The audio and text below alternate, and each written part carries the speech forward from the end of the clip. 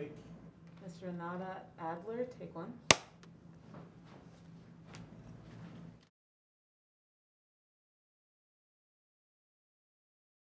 I've had writer's block for most of my life. In fact, in college, I had writer's block.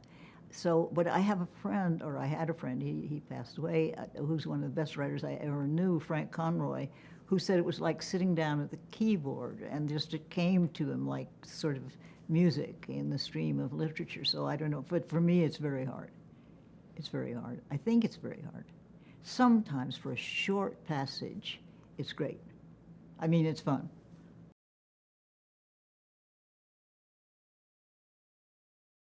I tend to go to bed for really long periods of time with depression, and then I think this can't go on, it's really not good. And then I sort of pull myself together and I get up, and once I wound up going to Biafra, for instance, I mean, that's quite far to go. Otherwise, to a beach, you know, just anything, just to change where I am, change the routine of not writing.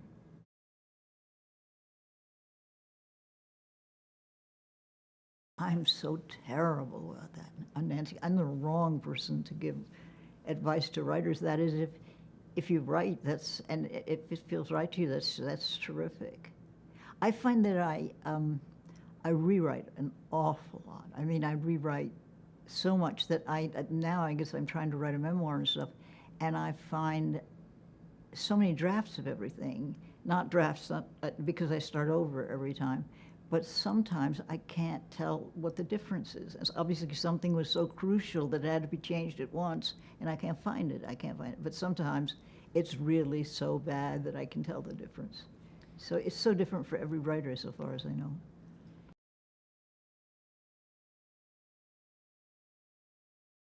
If you're not used to being nasty in person, right, the fearless usually comes if I've written a piece that is less than admiring of somebody who's powerful, right?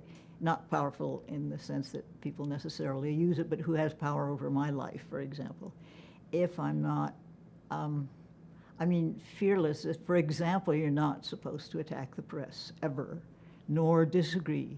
I mean, if the facts are different, that's just too bad, leave them alone. But it used to be, I mean, of course, life is so different now, but it used to be unforgivable to have disagreements with the press seen as though it were one thing. I mean, there were always wonderful writers and wonderful reporters, but also there was a sort of consensus press. And that's where the fearless came from, because you're just not meant to disagree. I mean, I once did something about the correction section of the New York Times, and it was actually, the corrections were hilarious, but they never corrected for anything that was substantial, and in those days, I'm talking about those days, whenever they were. So that's where the fearless came from. I'd never done a fearless thing. The question of what inspires fear, and I've never thought this before, but I think there's a kind of fear that shyness brings on. So the scariest thing is other people, and the scariest, but somehow whenever I've gone to cover a war or something, just by luck, first of all, it wasn't clear that there was no sign, in Vietnam there was no sign that there was a war, except when somebody asked me to duck once. But I mean, I was flying around with these helicopters. I was allowed to stay with a guy who was the advisor to the province chief. And all they did is talk about cockfights. And there was an advisor there, a military advisor, whose job was to spread poison so the leaves would fall off the trees so that you would see the enemy on the ground. And of course, all those guys got terribly sick, and it's a terrible idea anyway. But there I was, so I thought, well, but nothing is going on here, right? And here I am, I've missed it again. And then when I left, shortly after I left, the village, I mean, was bombed and ceased to exist, so that was that. So it was scary, but it didn't feel scary.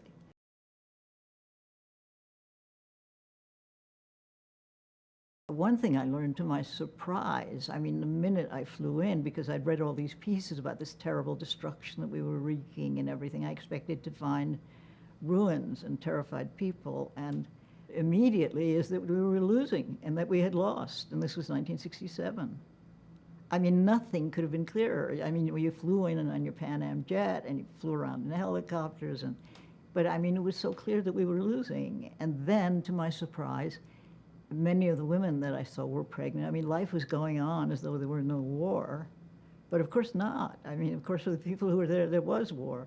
But it just couldn't, I just, the minute you flew in, so that all those anti-war pieces with their appeals to whatever they were appealing to, it's not what I saw when I flew in. I thought this could be a resort for all, and of course it wasn't.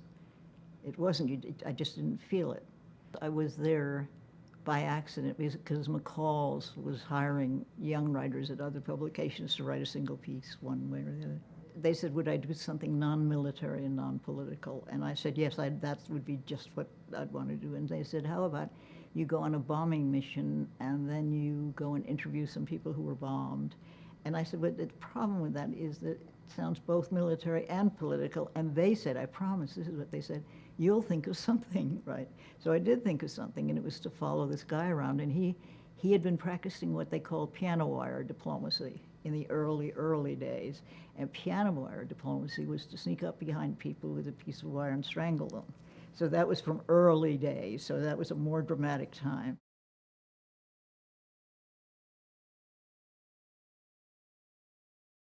It seemed to me there was no possible reason for being there.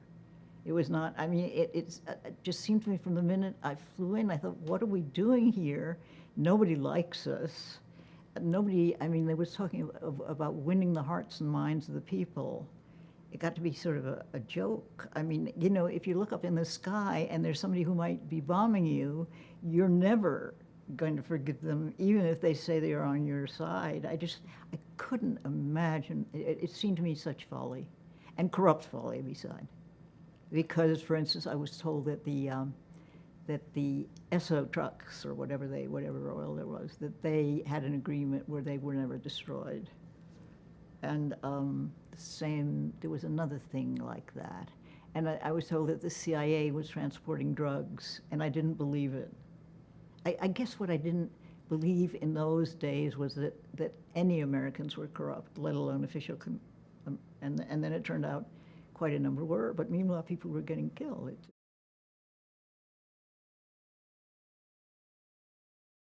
This is an aberration. I thought this is nothing like that. I mean, I never saw anything like that again, but it turned out to exist. I was a Republican. I mean, I wasn't a Republican, but I was a sort of a Rockefeller Republican.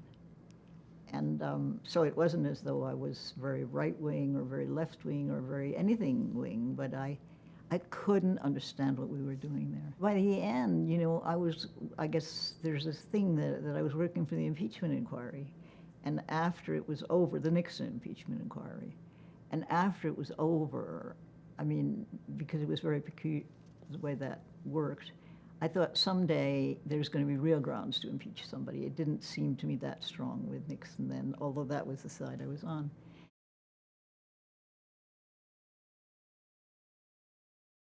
That was such a fluke, and that's what I found mostly, as old as I am, that some lives, it's planning and organization, and mine is entirely fluke. So I no sooner make a plan than it falls through, but things that happen by chance. So there was this character, John Doerr, whom I met in Selma, who was legendary in the South. He was working for the Justice Department. And then, I mean, after all that was over, one Christmas Eve, I got a phone call. It was from John, and he said, you're a Republican, aren't you? Which I thought was a peculiar thing to say. And then I said, yeah. And he said, you could be fair. And I thought it's a very peculiar thing to say. And he said, could you fly down tomorrow morning? And so I did. And then he said, I want you to work for the inquiry. It's not the way, I mean, they keep comparing the Watergate hearings to the impeachment inquiry hearings. And of course, the Watergate hearings we had are not the interesting ones, the Senate ones. These were so boring, and that was part of the idea. But anyway, he said, you can write about this after it's over, but it's got to be a total secret that you're here. So my first assignment was to write speeches for Chairman Rodino. If I hadn't run into John Doerr on the march for Selma and the other marches in the South, I wouldn't know him. And if he hadn't by chance been appointed the chief counsel for the Watergate inquiry, the one that counted the one in Congress, I wouldn't have had that job.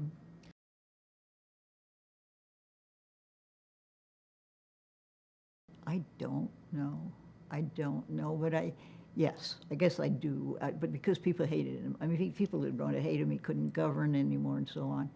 But one of the things that John said to me very early on is we are not going to do any investigating, none, which is an odd thing to say, right? The other was that no one could tilt. No one could express a view about whether he should be impeached or not. And that was the way he was going to proceed. And he said, I want you to write this chairman's speeches, and I want them written in such a way that they get the quote of the day in the Times every time he speaks. And I said, well, John, it's kind of hard to get him the quote of the day every time he speaks if he's not allowed to say anything. And he said, well, you handle that. And then I said, well, how are you going to do it with 40 young lawyers, and none of them are allowed to tilt for or against, and you're not planning really to investigate, and they're not going to tilt? What are you going to do? And I mean, he said, you work them very hard and you don't tell them anything. And he said the same about the Congress people. And that's what he did. I mean, it really was very strange, and nobody seemed to notice. They noticed it was boring, but that's all they noticed. And then there came a day when people just had enough.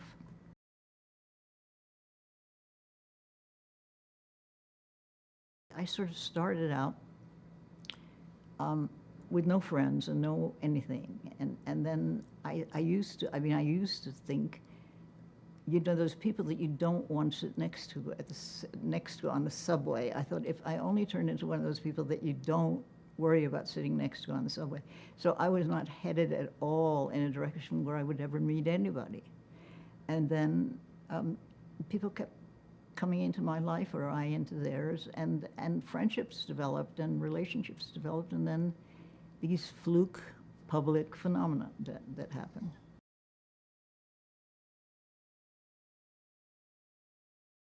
I'd met in Paris the secretary to S.N. Behrman, the playwright. And she had said, well, you ought to meet Mr. Behrman when you go to New York.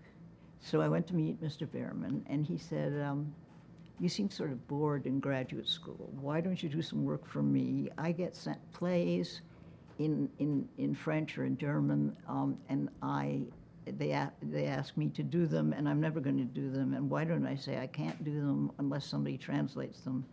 And then you can get this job as a translator.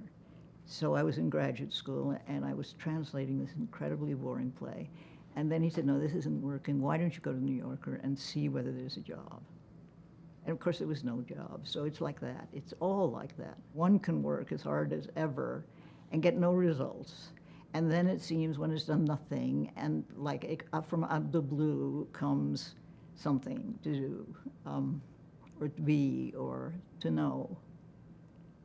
But in a way, you could say that life has taught me nothing in that way. But I don't think it's so, because the effort followed by the fluke. I mean, some people would say the fluke is not a fluke, it's a result of the effort, but it isn't.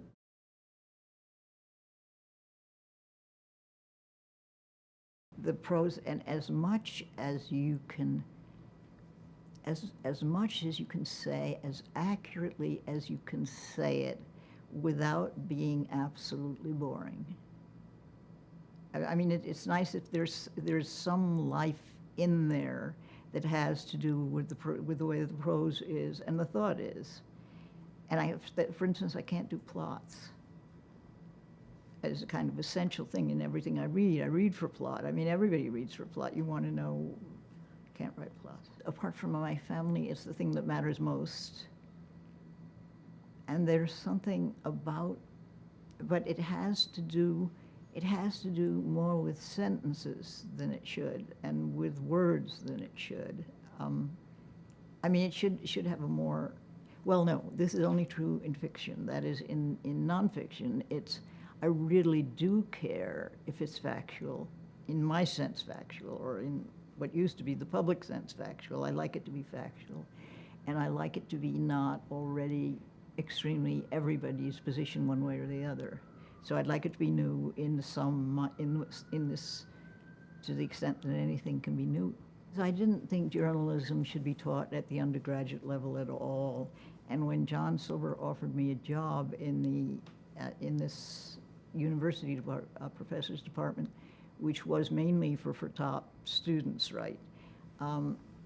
He said, but you have to teach in more than one department. You have to have, so I said, well, not journalism. He said, yes, it has to be journalism. And so I did, and I said, only if I can teach this seminar called Misinformation. And he said, sure. And as it turned out, they were wonderful. In the end, we took one case only, but that was one of the most wonderful. I mean, there's this thing in the courts when the jury does something that the judge is completely contrary to the judge's instructions. I think it's called jury nullification. And they ran away with it. The way stories were set up in newspapers or in magazines at the time seemed to me just, I said, let's look through some pieces that look like news, and let's strip them of everything except what is factual there, and in approval, I mean, in evidentiary. So almost everything fell away from every story. So.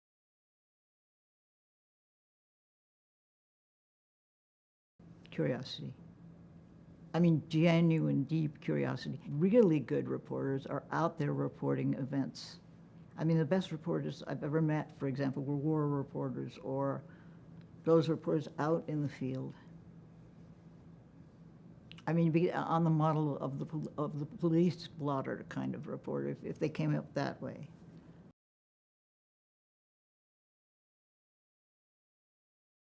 I can't think of any at the moment because they would be more generational. And now I've become just this completely different person who watches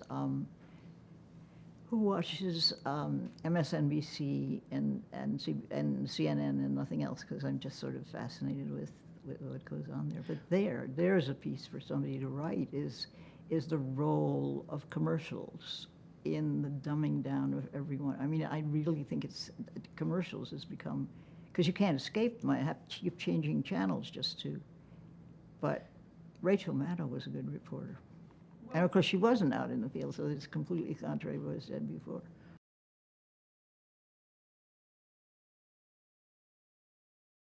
It's so individual. You just know when you're reading one, except I didn't know, it's often happened to me.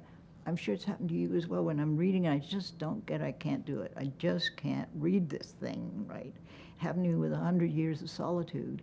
And I would get as far as, say, page 50, and I couldn't make it to page 51. And it just, every character seemed to me the same. And I just couldn't possibly. And then one day I was in the mood, and it's just so brilliant. It's unbelievably brilliant. So I don't know.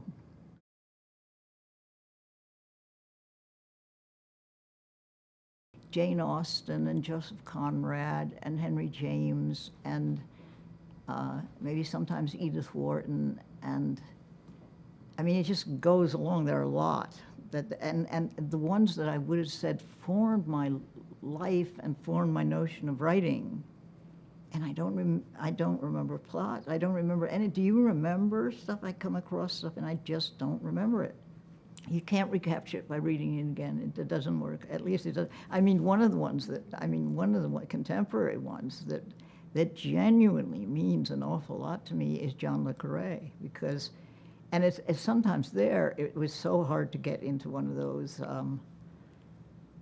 those books in the series, but that was pretty brilliant. Of course, it's all plot, it's all character, all dialogue, the ear is completely right, everything is right, but it's hard to get into sometimes.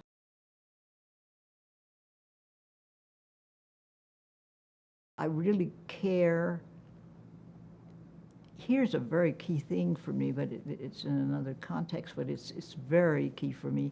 There came a period in my life, and I think it continues, when people are thinking of the writer and not of the character in it. They're not in the piece, they're identifying with the writer, and that's terrible. I mean, it's the end of, it doesn't work. And I think it came from movies, because the movie critics became so powerful that they started with the auteur theory and this and that. You don't want, even with a movie, you don't want people identifying with the people who make it. You want them in it. All the characters are so exact. All the lines are so exact.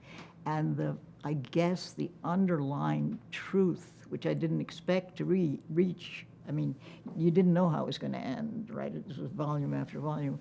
But that the truth throughout is, who is the betrayer? And the betrayer is at the top. So often the betrayer is at the top. The arch villain is at the top.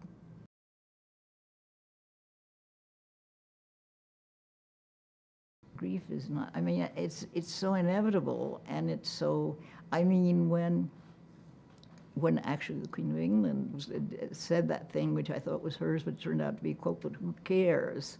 When she said, grief is the price we pay for love. I mean, that's just isn't that wonderful? And it turned out that she hadn't invented it, but she used it, and it certainly seems to be true. The question is it worth it? But I guess it's worth it. We have to all sort of live as though what we were taught as children were true, which it may well be, but it certainly hasn't seemed to be in my time.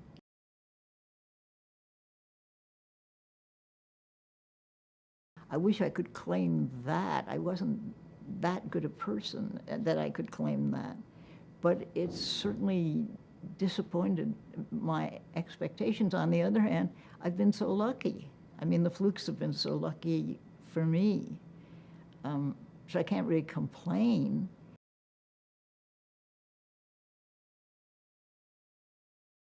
You have to trust the world. Where else are we? This is where we are. I mean, this is what we're given, and then the question is, what do we do? How do we behave? And still, all things considered, it's better to behave well and to behave decently,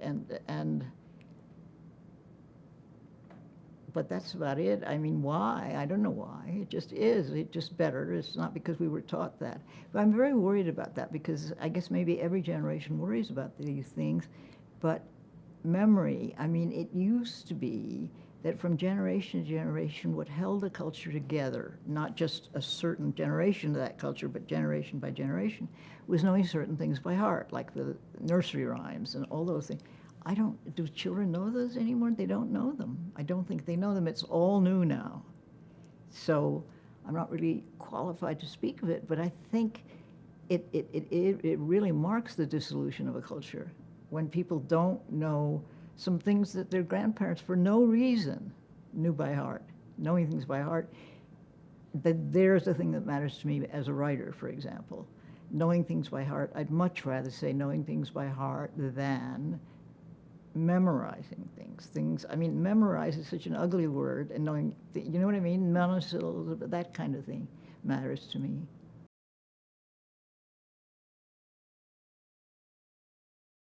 Enormously. I mean, doesn't it matter to you? I mean, it's just such a glory, decency. I mean, people being nice to each other is just, whether sincerely or not sincerely, is just such a clearly good thing, though I don't know why. I mean, we still call it a good thing, but it is a good thing.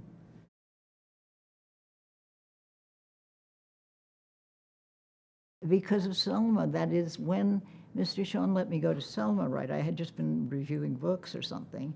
I didn't know what to do, so I wore high heel shoes and nylons and dressed for it. And of course, first of all, it's not what you do for a march, but I thought that's what you do. So I arrived, and that's when I immediately looked like an outside agitator. That's what it was. I didn't feel like an outside agitator. I felt like a fool.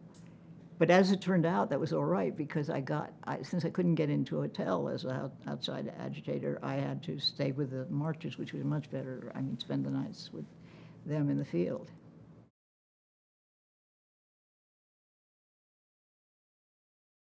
I'm not so sure I would take the word brutal, but I mean, it's his word. I don't, certainly certainly I hope, in the sense that I hope it worked. And it was not admiring, how to put it. I really think it really is not that. But now, of course, everything's going to have to change. Journalism will have to change. Law will have to change. Everything will have to change. So who knows what we'll get.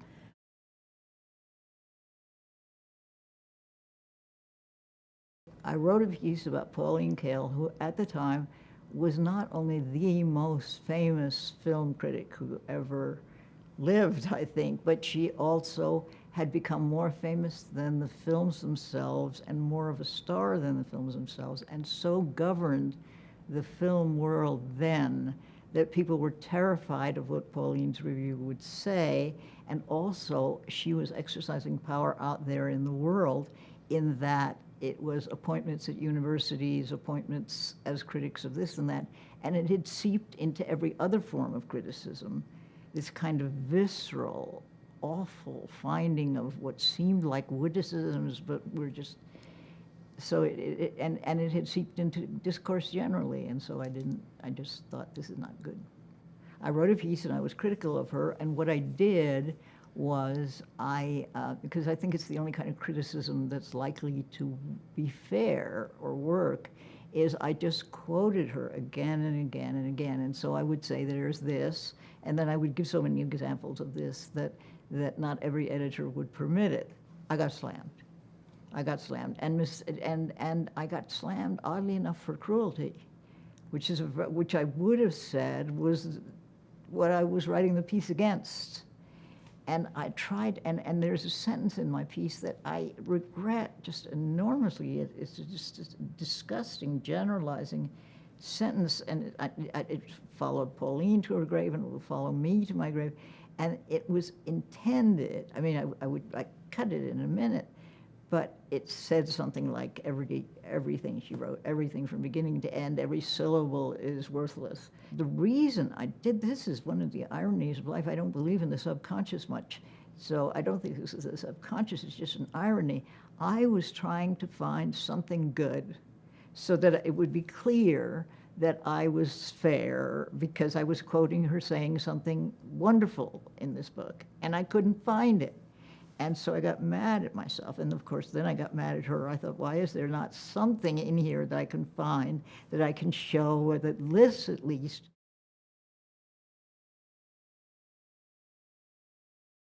The things that are frightening to me, I mean, I guess it's true, my limited experience of war and my limited experience of real risk or danger is not as fear-inspiring to me as stage fright, for instance, or being interviewed or something like that. It's one's life as a person in the real world that is scary, and not because somebody might be lurking behind that corner, but for other reasons, for a form of shyness, which seems unlikely in my case, but there it was.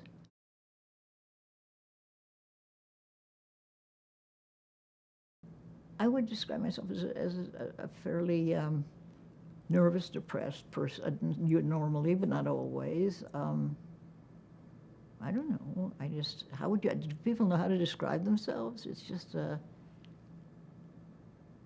lot of things strike me as funny. A lot of things are interesting to me. I mean, there's that to be grateful for. I mean, I'm not easily bored at all. But I am bored by the idea of boredom as a form of art and whatever Warhol was doing and stuff like that. I don't get it. But that said, I'm not easily bored. I'm easily interested. I'm the sort of person who can never think what I want to say until it's too late. That's about it. It might occur to me when I get home. That's it.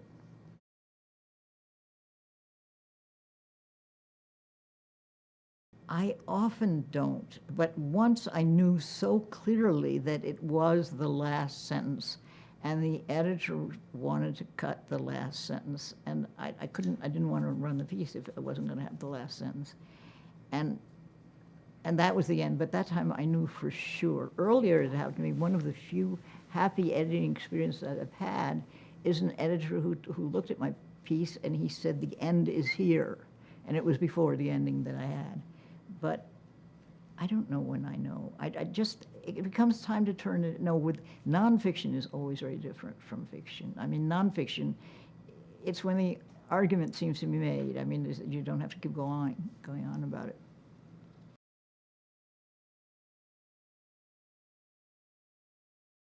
I don't understand it today. I mean, for a while there, when it was sort of adversarial toward or it regarded itself as adversarial to the government, I found that it was inadvertently an instrument of government, because by using, say, the anonymous leak and so on, what would happen is some bureaucrat would call them, and leaks were plants, and so, but now I don't know. I don't even think you can describe the press as a unit at all at the moment. I don't read any newspapers really. I just find myself watching those two public broadcasting things, which I never thought would happen. Even that is slowing down.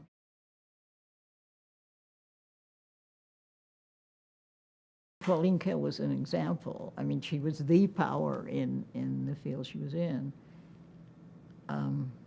But it has happened to me. I mean, for example, it quite often happened with underground art. I would never attack whatever an underground artist is. You never, it's too, where a reputation is too frail.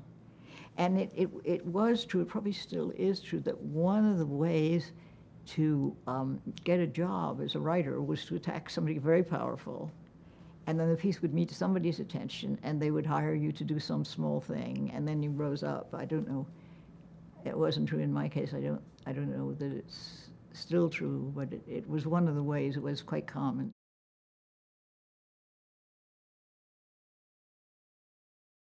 Pauline and I had the same editor at the New Yorker, and he was a wonderful person. And I was living alone in the country, and I called him up and I said, look, I've just been sent this book by Pauline Kael to review. Tell me why I should not write a nasty review of it. And he said, because you admire her work. And I thought, okay. And hung up, and I thought, that's right, I admire her work. And then I started to really find things I couldn't stand. So I called him again, and I said, Bill, tell me, I really don't admire her work anymore. I think it's awful. Tell me why I should not write this piece. And he said, because it's not you don't dislike everything about her work. She's not a limousine liberal. And I said, you're right, she's not a limousine liberal. So we hung up, and then this thing happened, which was this. I suddenly began to blame Pauline Kael and my not writing this review for my not writing anything I would really want to write. So I had no intention at the beginning of writing it, but of course if I began to blame her, and it was certainly not her fault, and began to blame my not attacking her for my not being able to write what I'd really want to write, that's a pretty far out motive.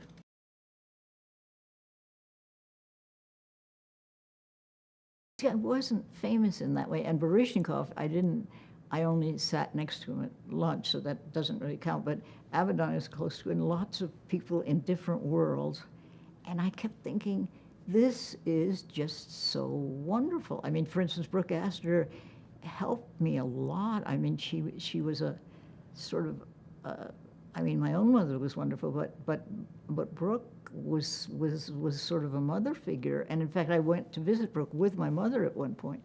They just this, the variety, looking back, because I'm trying to finish my memoirs, looking back at who's in there, I just wasn't as aware as now. I mean, it was so diverse, the world that I was in, but I was never the center of it. I was just in it somehow.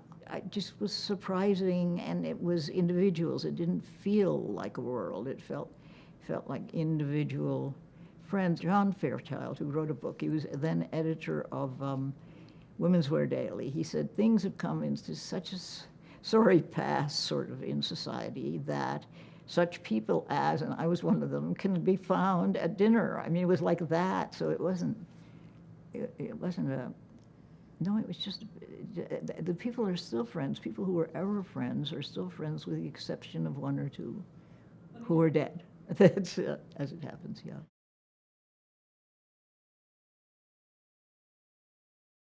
Dr. King, well, there was nobody like him. He was extraordinary. I didn't really know him. I was only on occasion near him because I was marching behind him, or because that's it. That's it. I just admire. He changed the world. It's just, and he had enemies on the left and enemies on the right.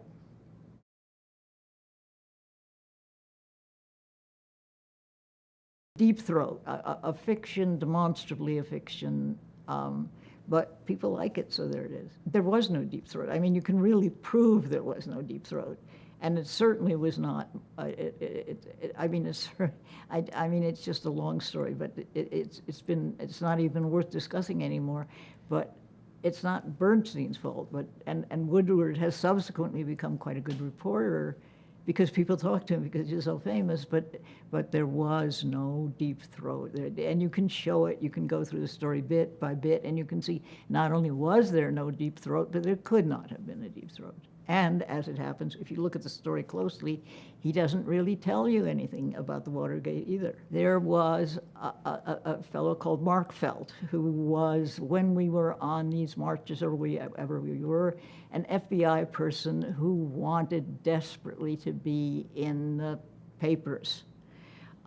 We knew him. And when Richard Avedon was doing a review of America for Rolling Stone, in 1976 to celebrate the, and so he was taking photographs of people, and one of the people I put on the list was Mark Felt, and he said, "Who is this Mark Felt?" Because everybody else you can, and I said, "I can't explain it, but you got to go and interview him. So you've got to go and take a photo." So there's a photograph in 1976 of Mark Felt among photographs of Kissinger and people who obviously mattered in every way, but no one had heard of Mark Felt.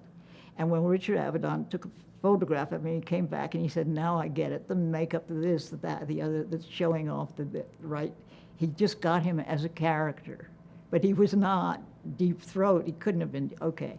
So here we go. So then there is this manuscript, and there is this person who cannot be named in his lifetime, according to Woodward. He couldn't name this source because he'd promised not to name him in his lifetime, which is a very strange way to construct a fiction, because of course if you can't name him in his lifetime, you can say of anybody who's dead that he was Deep Throat, so that's already a strange construction. But then he, according to the book and the movie, he meets the reporter in I can't remember, car, place, and so on. But the thing is, he does the most conspicuous possible things, because, for example, Deep Throat, is supposed to have told Woodward that the times that they would meet, the way he would communicate, is with a circle in Woodward's copy of the New York Times of a clock with the hands pointing a certain way. The only thing is, two things. One is where Woodward lived then, Woodward being one of the authors, was a place that had a courtyard. So he would have had to come into the courtyard, but that's not, I mean, which is an odd thing for somebody who wants to be deeply secret to communicate. I mean, it would be better to just say it. But the sort of definitive thing was the way people got their New York Times in that building was that the doorman piled them up on a chair beside him. So there was no way that Woodward would have known which one was his if there was a circle, that kind of thing. See? I think that for me that does it, that sort of. But everything is like that.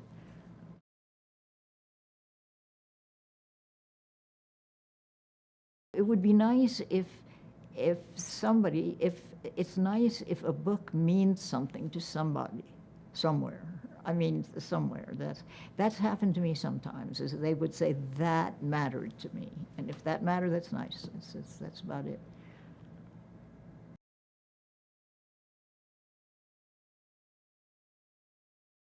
Gosh, I wish I had a clue. I have not a clue.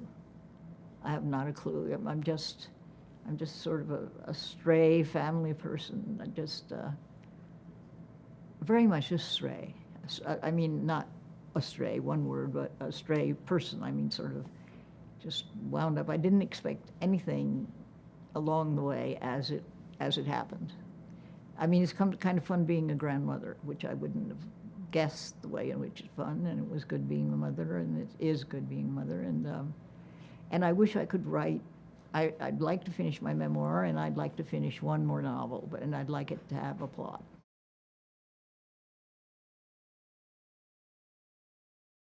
I certainly don't, for example, want to make things up. I don't really want to make things up. I have no desire to write science fiction. I'm not too fascinated by, remember when these things that they used to say when they were praising children, that they had imagination, they had leadership, they had poise or whatever. None of those things are particularly, I mean, first of all, there can't have been that many leaders. It would have been awful if everybody was using his imagination in the sense that they meant. Fantasy plays very little role in my conscious life anyway, yeah.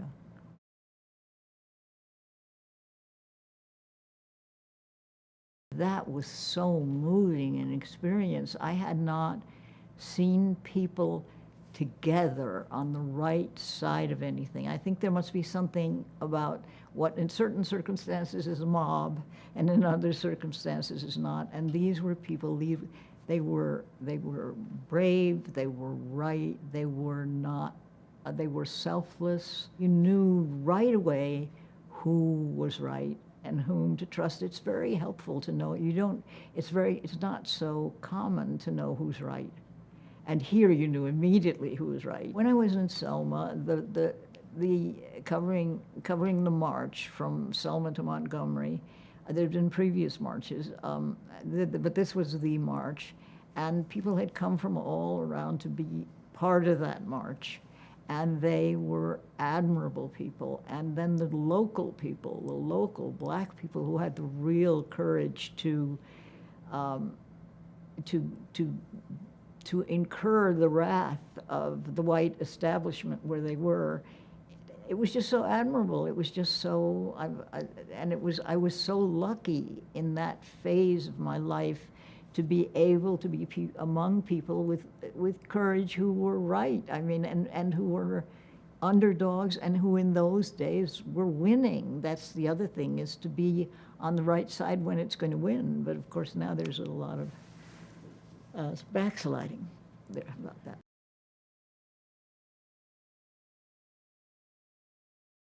Less and less. It's just, I don't understand how this happened. I mean, it would be nice if the country could still be rescued, but you know, those truths that sound so boring, like no man is above the law, and the Constitution, and we're fighting for the Constitution, whatever I learned in law school, this is a country, I mean, of laws, not of men. I mean, it just rings so hollow right now, and to the extent that it means anything to kids at all. I mean, my younger relatives, I mean, just don't even know, to the extent that we know what they're talking about, that's not what's in their heads, and that's not what they want to live up to. My parents were refugees, and I remember my father saying, even this during the war, about the British, they will never give in, right, when there was the Blitz. I mean, it's almost like Ukraine. And one thing about this country is I thought it is so varied and powerful that every time a force that is how to put it, is not for the good, comes forward and is frightening and seems as though it can destroy everything. The country is so powerful and so varied, it overcomes that.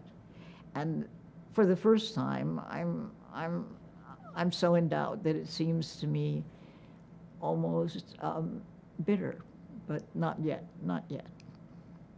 but there is.